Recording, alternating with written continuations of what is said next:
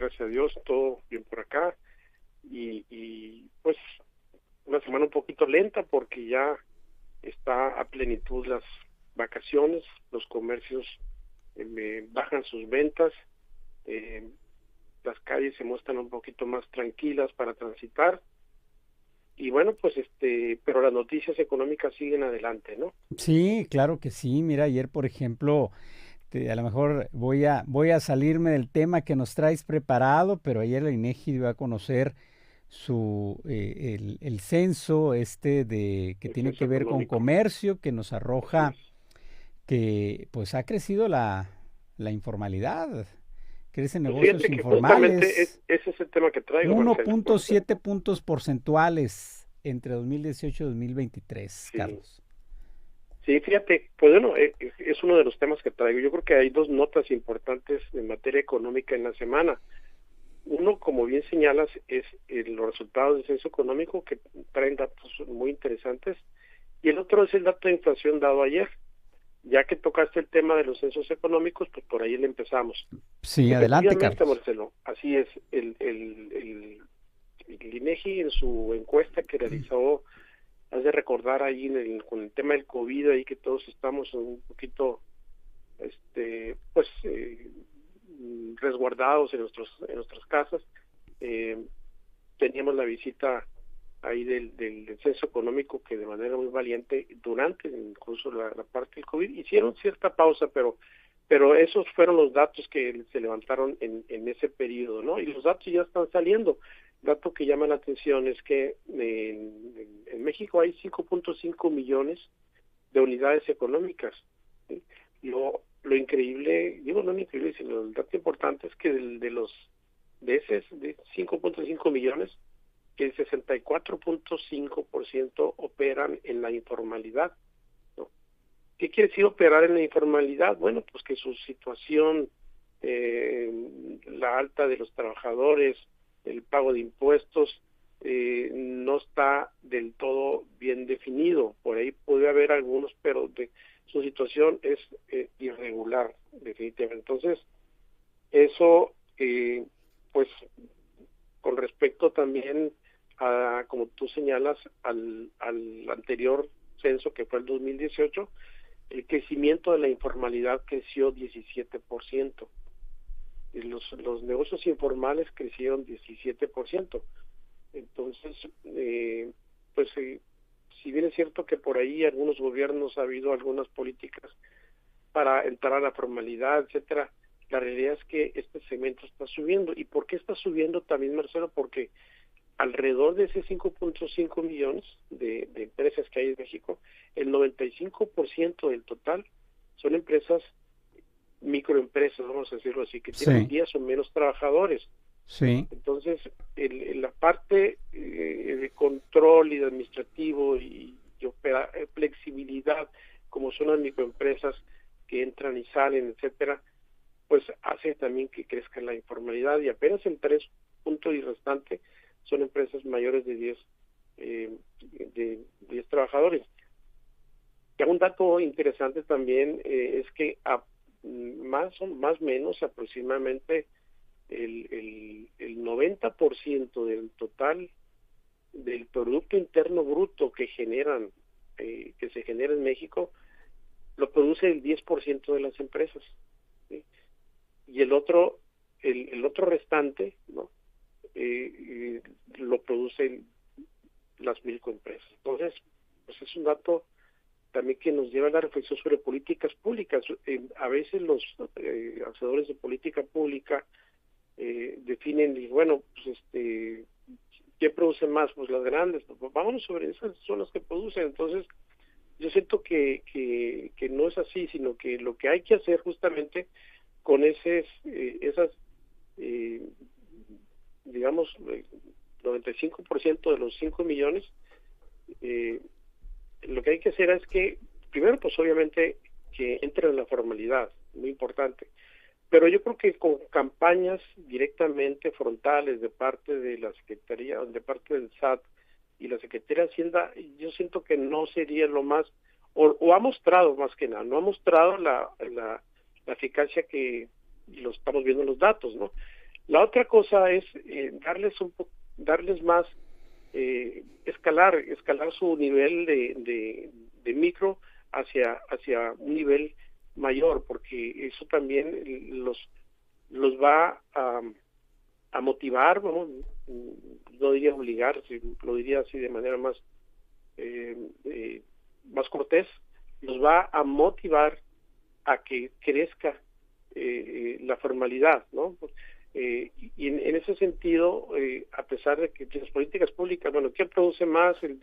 Apenas puse el 10%, pues vámonos sobre las que producen el 90%, que son los grandes acuerdos que realizan en México, juntan a los 4, 5, 6 grupos grandes de México y con eso se acuerda y con eso se define y yo creo que ¿y por qué? Pues porque eso es lo que le va a dar el 80-20 al país. Sin embargo, este sector, no digamos que en el largo plazo, si es atendido bien desde el punto de vista de darle la posibilidad de crecimiento, ¿no? A que llamo crecimiento, ¿no? A una mayor producción, a una mayor contratación de empleo, a una posibilidad de esquemas de asociación, a una posibilidad de participar más en esquemas de alianzas público-privada, que ahorita vienen mucho ese tema para el tema de la inversión de gobierno y privada. Entonces, todo ese mecanismo hará que ese sector pueda crecer. Creo que, digamos que de esas informalidades, el 34% de esas están enfocadas a la manufactura, el 23% a comercio y el 17% a servicios. Entonces, por ahí es donde yo siento que puede darle un impulso. Los datos nos hablan por sí solos, son muy fríos, como decimos, y nos dicen que el modelo de lograr la parte coercitiva para la formalidad no está funcionando. Sí está funcionando en cuanto a captación, lo estamos viendo, pero es que esa captación se va realmente a las grandes corporaciones, que todas las medidas que hemos visto, que el tema del outsourcing que se ha eliminado, etcétera, que han tenido efectos positivos, ¿no? Pero realmente el impacto interesante vendrá siendo el impulso de la microempresa para que escalen a niveles más altos y eso los motive y obligue a entrar a la formalidad. Por una parte, Marcelo. Y el otro tema de la semana también me llama la atención, el dato, y no quisiera dejarlo por fuera, el dato de la inflación. El dato de la inflación dado a conocer por INEGI el día de ayer, incluso la presidenta Claudia Sheinbaum en su sí, lo celebraron porque diaria, desaceleró, ¿no? Desaceleró 3.55, el dato importante, el dato revisando también un poco la noticia sobre uno de los vicegobernadores del Banco de México, Head, creo que son Jonathan Head, mencionó él que no hay que soltar las campanas al vuelo, y es así, ¿no? O sea, porque uno de los componentes, el componente, vamos a decirlo así, estable, hay dos componentes de la inflación, aquellos que son volátiles y los que no son volátiles. Entonces, los que son volátiles están mostrando todavía cierta tendencia sensible a crecer. ¿Qué estamos hablando? Por ejemplo, los agropecuarios, los alimentos procesados, esos se consideran volátiles y esa inflación de ese rubro de los productos, mercancías volátiles, anda arriba del 4, ¿no? Entonces, si bien es cierto que también coincide con un dato que dimos la semana pasada, en donde el consumo ha venido frenándose también, eso también pues tiene que ver, si baja la demanda, obviamente que los precios no suben. Eso también no es un efecto per se de que esté ocasionándose por la mejora de la economía. El dato también del pues lo que se prevé también es que la tasa de interés ahora en agosto, que se va a revisar también por la mesa de decisiones de tasa de interés en Banco de México, lo vayan a bajar un cuarto de punto porcentual, ¿no? eso es bueno. ¿En qué sentido es bueno? Porque la carga financiera del gobierno federal hacia su deuda pues va a bajar. Así como nosotros tenemos deuda, el gobierno también tiene deuda, y si la tasa de interés baja, pues eso también viene bien a las arcas del gobierno federal, y la presión sobre el déficit también disminuye, que es justamente el tema que trae por otro lado Estados Unidos, el presidente Donald Trump, que anda peleado con el presidente de la Reserva Federal. Sí. Justamente es Powell, justamente es por el tema ese, ¿no? Porque las tasas de interés las ha mantenido altas, y la carga financiera, el gobierno de Estados Unidos en su rol de deudor también le cuesta más trabajo gasta más dinero en atender su deuda. Entonces dice, baja la tasa de interés, ¿no? Ayer estaba viendo una entrevista donde así de manera informal, codo con codo estaban los dos, y le decía algún mensaje para Jonathan Powell, y le dijo, sí, que baje las tasas, le dijo, ¿no?